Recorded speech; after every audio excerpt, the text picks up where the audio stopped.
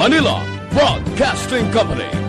Sa balita, komentaryo, isyu, serbisyo publiko. Aksyon Radio! Sa Bacolod, Aksyon Radio! Aksyon Radio!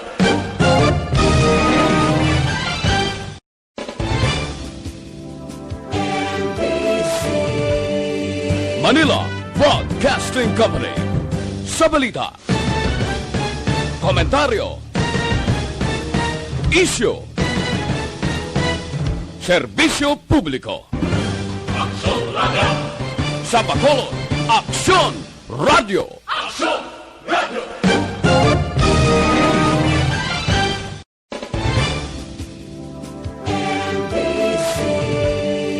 Manila Broadcasting Company. Sa balita, komentaryo, isyu, serbisyo publiko. Aksyon Radio! Sa Bacolod, Aksyon Radio! Aksyon Radio!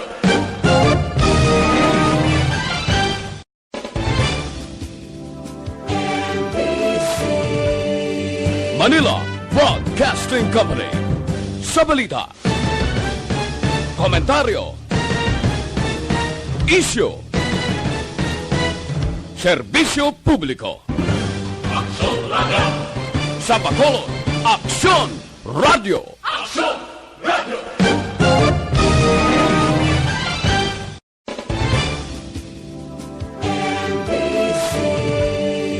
Manila Broadcasting Company. Sa balita, komentaryo, isyu, Radio!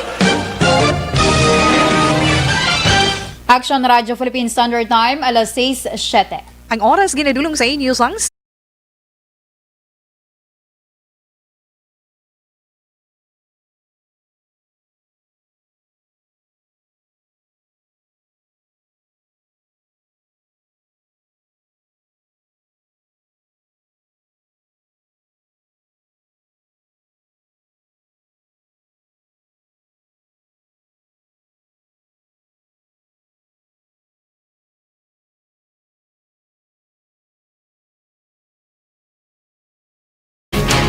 Aksyon! Balita Evening Edition. Magadulong sa inyo sang mga nagapanguna nga balita lokal, national, international, sports, kag entertainment. Aksyon! Balita Evening Edition. Kagkaroon ang inyo news team. Action Radio Philippine Standard Time, alas 6:08. Mayong gabi Metro Bacolod, mayong gabi kabugusan nga Western Visayas. Welcome sa pagpangalagad sa Aksyon Balita Evening Edition. Karon nga adlaw, Biyernes sa Oktubre 30, 2020. Makitan kita live sa amon official Facebook page kag sa amon YouTube channel ang Aksyon Radio Bacolod, kag mabatian man pagi sa www.actionradiobacolod.com.ph. Ang inyo tabalita, Aksyon and Defensor. Kagkaron sa aton mga headliners, una sa balita lokal, mga pasahero ginapatimprano sang isa ka oras sa pagkadto sa puerto. Samtang market stalls kay transient vendors sa merkado sa syudad sang Himawilan ginpaidalom sa swab test. Sa mga nagapangunang balita national, lifestyle check sa kada pulis, luyag ipatuman ni PNP Chief Casconan. Task Group gintukod para sa COVID-19 vaccination program. Sa aton mga nagapangunang balita international, BioNTech CEO ginapaabot nga makuha ang data sa late-stage vaccine study sa palaabuton.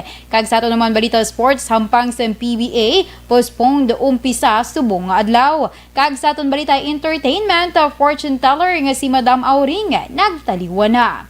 Action Radio Philippine Standard Time, alas 6:09. Detalye sa aton mga nagapangunang balita lokal pagkatapos lamang sa mga ini.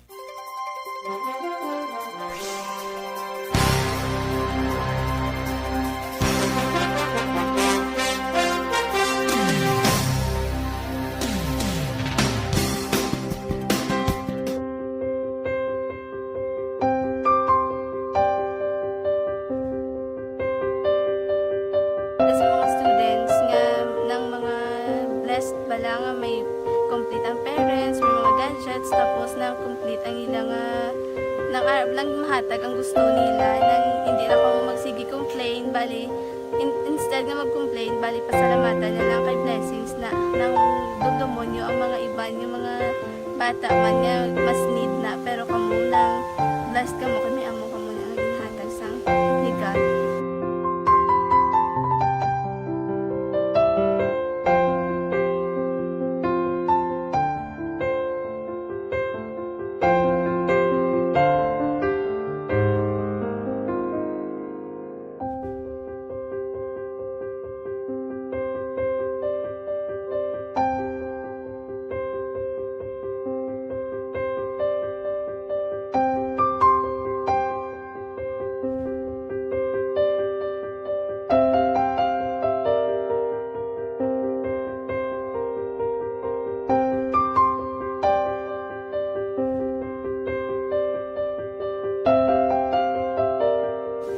Kuan sa nga mga ayo sa bakal simpul ini ko pasensya na bili ang atong income kulang gid sa atong ginagawi man yat sige lang pang kay basi kaluyan mangita kan ta idea nga makasimpon mo ko di ko sing ulihi nabatian ang sa Aksyon Radio kay Tita Wilma nga pwede makatry magpadala sa ilang kasaysayan sa kabuhi sa parte sa pag-eskwela subong pandemic di mo na ginhalay ko sa katulod gid ko mag-intra di nagsiling pa sa gana nga niya basi hindi magupang malawagan kay kadamo na si maintra ko try lang kay basi kaluyan si Marga Diyos kay ikaw mamlang malawagan hindi dako naman ang pasalamatan ta sa ila kung madala kaya ti amo na guro sir madamo kay salamat sa inyo kaduan ma'am Nuna kay Jan Diaz kag sa tanan gina-invite ko lang no nga kabay ka kaluyan si Marga Diyos magpadayon ang inyong programa kay hindi lang si Leonagres laparan ng buligan ang iba nga kinahanglan man kung magapadayon ng inyong promo basi sila naman ang malawagan sa Madasol. Nagpasalamat ko sa Aksyon Radio kay isa ko sa nagdaog sa ARB 4B sa pagbulig sa pagtuon paghatag sa paglaog.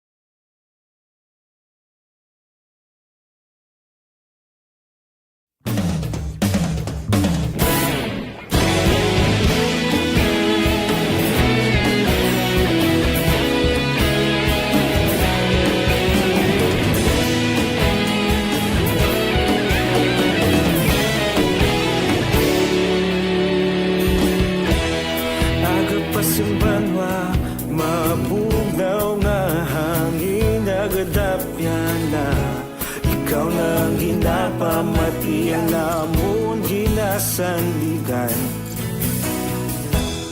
Tingog sang probinsya kamatuuran ginapalap na Minsay nga may dala paglaong kag kasanad Tinuig na nagligan ikaw gihapon ang ako nga istasyon sa pagbudlak sang adlaw sa pagtuhaw sang biton mga balita nga dala inspirasyon Aksyon Radio bakulod man sa gihapon padayon Aksyon Radio bakulod sa luto sa imo padayon Aksyon Radio salamat isa pa serbisyo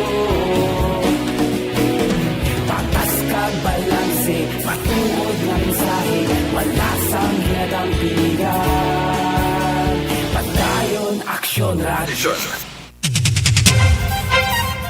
Aksyon Radio Philippine Standard Time alas 6:14 kakaron sa detalye na sa ngaton mga nagapanguna nga balita lokal. Ginabisuhan ni Wisam Operator Frank Carbon ang mga pasahero nga magapadulong sa port isa ka oras antes ang schedule sa biyahe agud hindi malang-alang sa oras. Suno kay Carbon, tag isa lang ang scheduled trip sa Fastcraft umpi sa buwas nga adlaw bangod hibaluon pa sang operators kung makabawi sila. Ilabi na nga wala ginaprumahan ang pangabay nga pagpasaka sa platihan. Napabilin sa 385 pesos ang platihan para sa business class samtang 335 naman para sa economy. Hayag pa ni Carbon, ang una nga simana ang para sa ila assessment bangod 50% lamang sa nga seating capacity ang pahanugutan bangod man sa nagapadayon nga pandemya. Pareho sang Wisam Fastcraft 125 lang ang pasahero nga ilang maakomodar. Ang Wisam magahalin sa Iloilo padulong sa Bacolod 11:30 sang aga. Samtang halin na Bacolod padulong Iloilo ay nakaschedule naman sa 3:30 sang hapon. Na schedule starting tomorrow, 11:30 kaaga mahalin kita sa Iloilo. Ang balik ka 3:30 halin sa Bacolod pa Iloilo. So one round trip lang anay, testing lang anay kung bala may pasahero kita. Ang kabahin sa pagpahayag ni Wisam Operator Frank Carbon.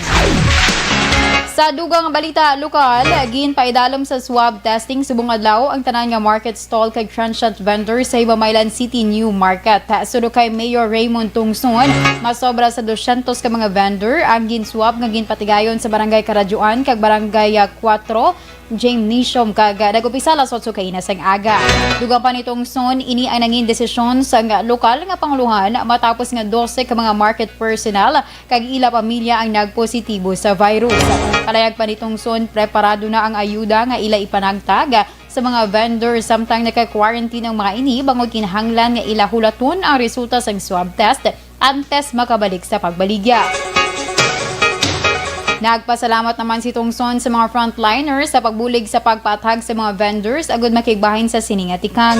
Gayng klaro ni Tungson nga bukas sa gihapon ang ilang merkado bangod ginapanugutan nga may representante o miyembro ng pamilya sang vendor ang temporaryo nga magbantay sa ila pwesto. Pangabay lamang ni Tungson nga mahangpan sa pumuloy ang tikang nga ila ginahimo agud nga mapahagan-hagan ang COVID-19 na transmission sa ila syudad.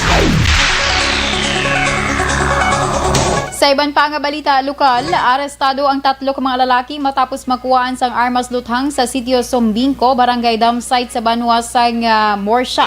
Suno kay Morsha PNP Officer in Charge sa Police Lieutenant John Paul Tabuhara, una nga nagkabaton sang report ang kapulisan nga may nagapalupok sang armas luthang.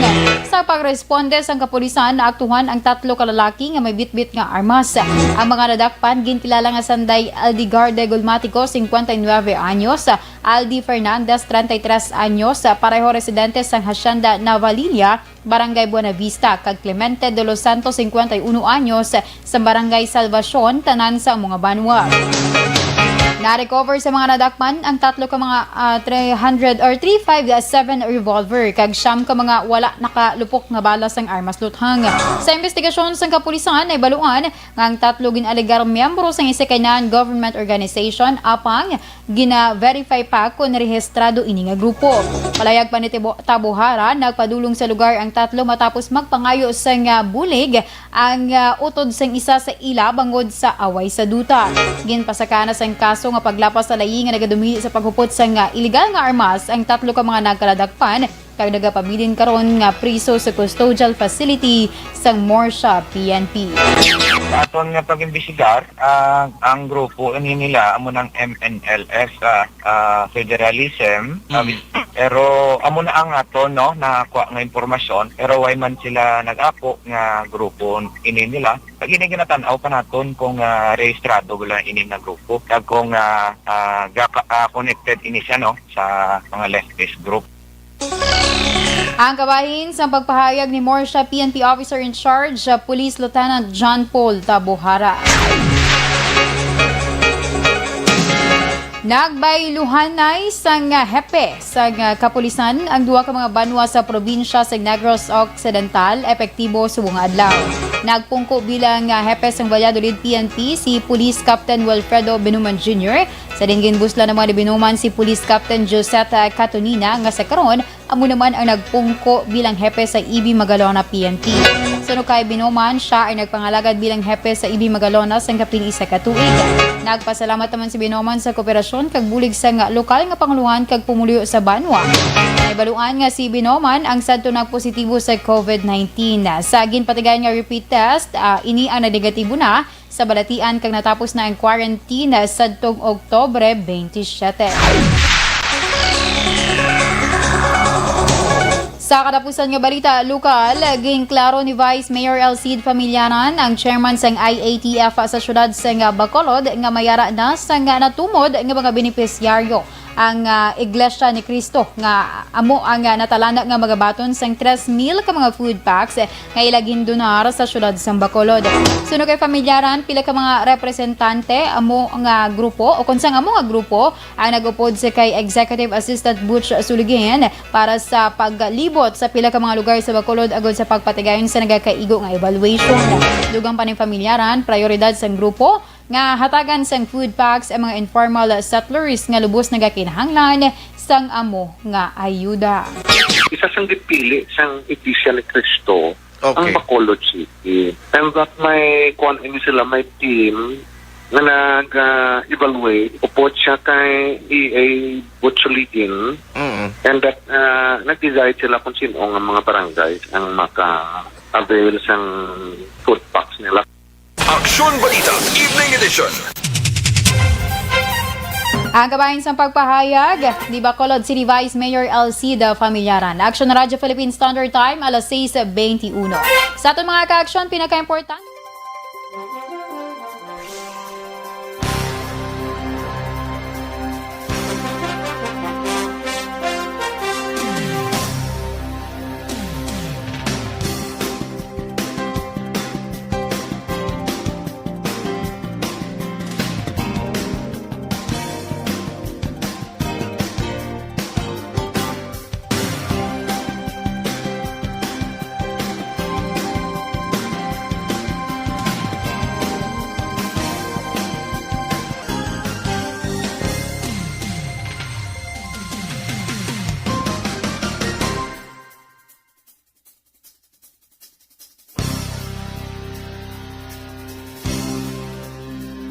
And welcome sa aton nga programa.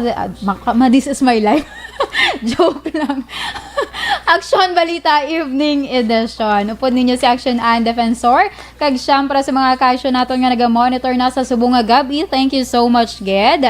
So, sige. Sa kay Ma'am Zat Alunan, good evening. Naga-monitor sa Hong Kong. Sa kay Sir Alex Monteza, good evening man. Mayad-ayad ko nung nga kagabihon. Padayon sa kahanginan. Sige. Okay. Sa kay Ma'am Nenny Rodriguez, good evening Action Eye. Watching from Paglaom Village. Sige. Salamat, Ma'am. Sa kay Rian Montesa, good evening man. Diri na lang ko kado ka brobudlay di mag takilid pa ko. Tenagad. Idiyahan ta kay para klaro ang aton nga paglawag sang inyo nga mga ngalan. Sige, sa mga ka-action naton, continue lang sa pagpadalaman sang inyo nga mga mensahe. Okay, sa kay Ma'am Emmy Esmeralda Dolido, good evening man. Sa kay Ma'am Jocelyn Arisebita Olak, good evening. Kay Ma'am Heaven, ay lang na nga pag-monitor man. Sa kay Sir Alex Puentes, thank you so much, Gid. Nagapamati, subong nga gabi. Sa kay Cathy Ver, Action Marlon, si Action Ann palang subong. Si Action Ann palang subong, hindi pa si Action Marlon. Okay. Sa kay Labayan Eduardo Jr. or Eduardo Labayan Jr. Mayong gabi man. Sige. Thank you so much. Sa kay President Dennis Richard Tibor Roma, kag sa kay Vice President Ray Jantan Villalon, kag sa kay Secretary Anthony Jones Villo Ceblano sa Energy Fans Club. Thank you so much, Ged. Kag sa tanan man nga naga-member sa Energy Fans Club, good evening dira sa inyo. Kay Taem Saboso, good evening. Sa kay Nadine Libre, good evening. Nagalantaw siya kuno subong sa Lacson. Sige, thank you so much man. Sa kay Opingo Chaniona, good evening and keep safe always. Ikaw man dira. Sa kay Renny Iboy, Good evening, Action Ann. Monitor lang ko diri sa Cebu City. Tamyaw ko lang mga taga Banwas ng La Castillana. Ay, wala ka ba katabok? Or gaobra sa Cebu? Anyway, thank you so much, good sir. So, sige. Sa ibang pa natin ng mga ka-action. Thank you so much, good liwat. Sa mga ka-action, dira naton nga gusto man nga makapangita sa mga friends, go lang pangita Energy Fans Club kay i-accept ka gid nila kag madamo ginada ang ma-welcome sa imo. Sige. Sakay Rafael Casires, good evening. Good evening, Action Ann. Casires kag mga season kag nagar ano man and doble sige doble family pagidili monitor geda. Sige, thank you so much geda sa inyo nga pag monitor. Sakay Ramel Selon or Selion ini siya magbasa. Good evening Mandira. Sakay Arrow Ortega naga-monitor watching from pagid watching from Riyadh, Saudi. God bless. Thank you so much. Sa kay Kim Wang. Bakit sa pangalan ba? Good evening, Mandira. Thank you so much. Anyway, standby kita danay para sa dugang panaton ng mga balita.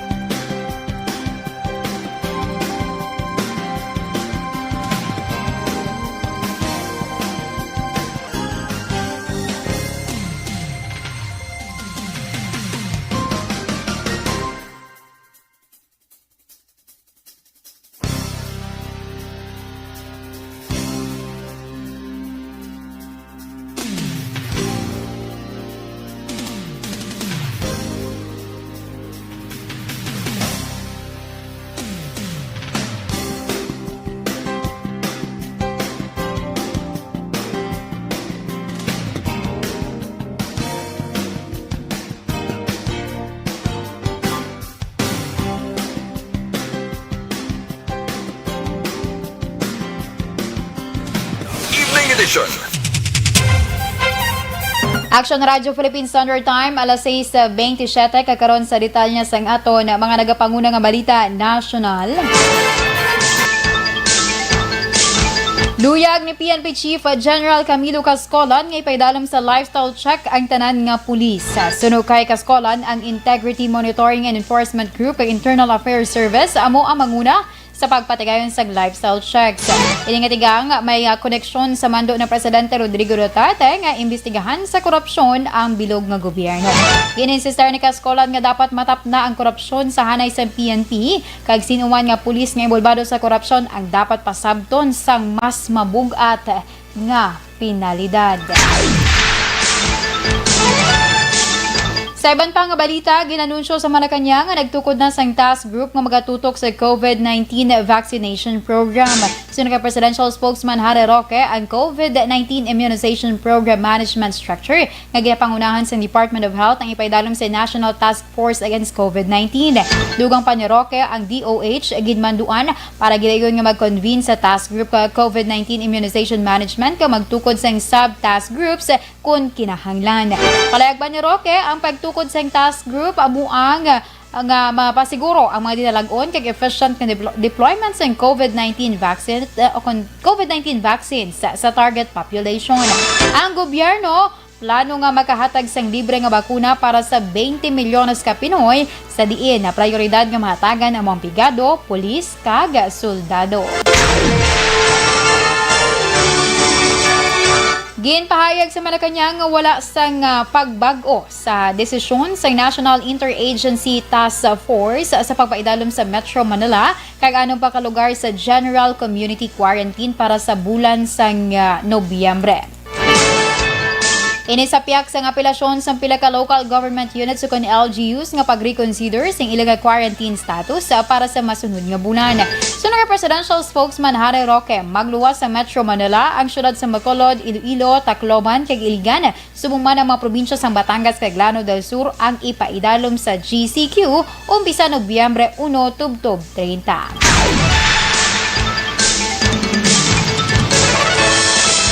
Ginapaabot nga magwa sa sulod sang 2 ka semana ang evaluation nga ginpatigayon sang Food and Drug Administration kon FDA sa COVID-19 vaccine nga Sinovac sang China.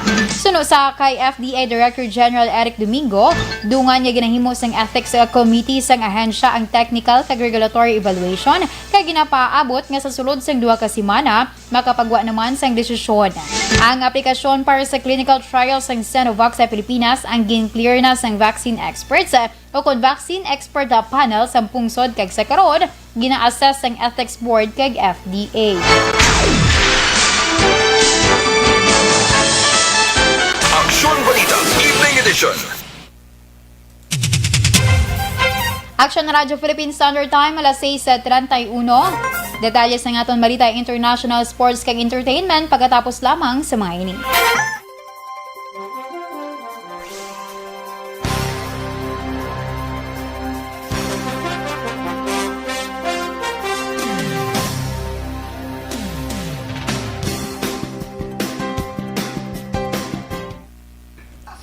Last portion sa greetings. Sige sa kay Eddie Lawos or Eddie Lawos nga naga-monitor dira sa Kane Town, Victoria City. Upod niya si Nanay Isabel Kunua nga naga-monitor man. Thank you so much. Sa kay Marie Pableo Castel. Good evening, Action Ann. Watching from Valladolid. Sakto ko ni? Valladolid. Marie Castel. Sige, thank you so much. Sa kay Alan Espada, good evening. Naga-monitor sila sa Bagaas, Barangay Bagaas, Banwasang, Hinigaran. Sa kay Inavoig Duhinog, good evening Ann. Monitor lang kami diri sa Kalong-Kalong Airport. Sige, thank you so much. Sa kay Christine Menyes Villalubos, good evening. Naga-monitor man dira sa mayong gabi kuno sa tanan nga taga Barangay Pandanon DSB. Good evening man sa tanan nga members sang Energy Fans Club. Keep safe always mga ka-action. Thank you so much. Sa kay Labaya, okay? Sa kay Sir Eduardo Labayan Jr. Pag resume biyahe Bacolod Iloilo travel pass required pa. Mas mayo inquire nyo na lang na sir. I think needed pa ni sa Japon. Sa kay Joshua Christopher Patagani Bellas, good evening. Good evening Action Ann and God bless. Thank you so much Joshua Christopher Patagani Bellas. Kalawin sa mga nga pangalan. Anyway, thank you so much good sa mga nag-monitor sa subong iyang gabi kag sa mga wala pati. Kung hindi akong malabutan. Next naman kamo Sige, thank you so much good anyway sa tanan nga nagatutok sa subong nga gabi.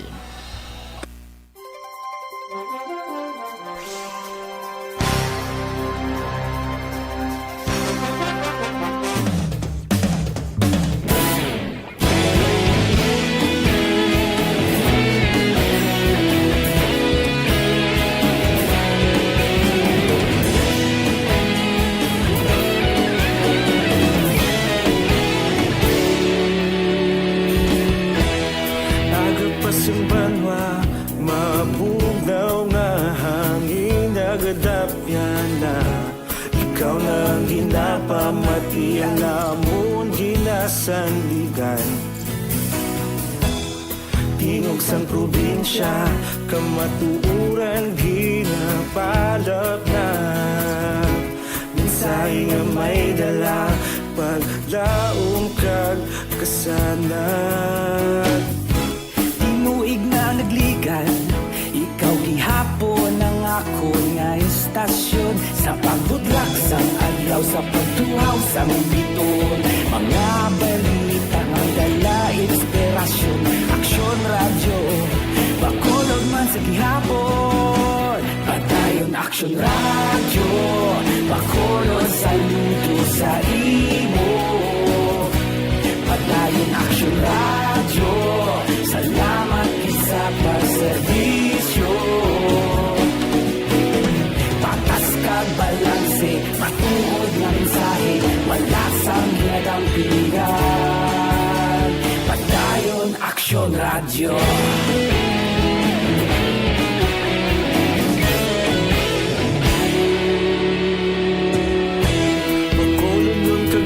Sanon inyong pamatian, istasyon nga nagapalaplag sang kamaturan. Mabakod nga prinsipyo, reporter handa sa serbisyo. Kahapon, karun kag sa gihapon, kita magapadayon. Ikaw gihapon ang ako nga istasyon, sa pagbutlak sang adlaw, sa pagtuhaw sang bituon. Mga balita na may dala inspirasyon. Aksyon Radio, Bacolod man sa gihapon. Padayon Aksyon Radio, Bacolod saludo sa imo.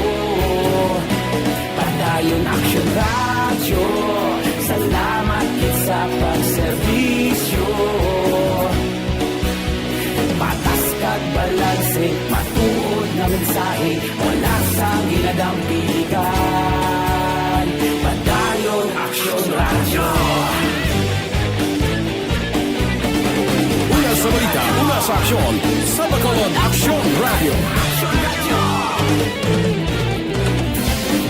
Una sa balita, una sa aksyon, sa Bacolod Action Radio. Kita ulog na ngay, sagsang anong ang kalintangan. Responsable at ang balita, pagdahil na ipalaknan. Malasig pero sigurado, aksyon na may dala at palanggan.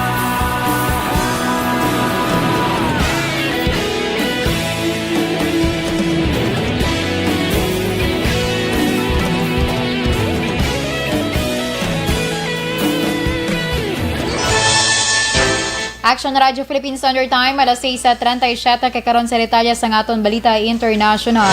Nagalaom si BioNTech Chief Executive Ugur Sahin nga makakuha ini sa efficacy result sa iya late-stage trial sa potential coronavirus vaccine nga mangin available sa malipot na lang nga panahon kay ginpahayag nga ang kompanya mahimo nga maka-file sa US approval sa tunga-tunga sa bulan sang Nobyembre kung magpositibo ang resulta sa data. Ang BioNTech kagang ila US partner nga Pfizer amo ang nagapanguna nga kompanya sa pagdevelop sang COVID-19 vaccine. Kaupod man ang US Biotech Group nga Moderna kay British company nga AstraZeneca. Sunod sa Pfizer, kulang pa ang ila analysis sa 44,000 nga nag-intra sa volunteer trial agud may baluan kung bala epektibo ang vaccine o kung hindi. Kag sa atong balita sports, ginpostpone na umpisa sa mga adlaw sang Philippine Basketball Association na kon PBA ang hampang agud nga mapasiguro ang integridad kag seguridad sang PBA bubble. Kasunod ini sang rekomendasyon sang Interagency Task Force for the Management of Emerging Infectious Diseases ka Technical Working Group kag Advisory Group of Experts sang Department of Health. Dugang pa, magahulat sa karon ng PBA sa panibagong ipagwa nga protocol sang IATF kag DOH. Nagpasalamat naman ang PBA sa IATF, DOH kag Clark Development Corporations sa pagpadayon nga pagsuporta kag guidance. Kag sa aton balita entertainment, nagtaliwan na sa edad nga 80 ang kilala nga fortune teller nga mo si Madam Auring o kon Aurea Erfelo sa matuod nga ngalan. Ini ang ginanunsyo sa iya nga apo nga si Daryl Simon Pexon sa isa ka Facebook post subong adlaw Biyernes. Wala pa nakahatag sang detalye ang pamilya ni Madam Auring kung ano ang iya ginkamatsan, pero una na nga ginpahayag sang isa pa niya kaapo nga sa hospital ini nagselebrar sang iya kaadlawan sadtong bulan sang Marso. Aksyon Balita Evening Edition.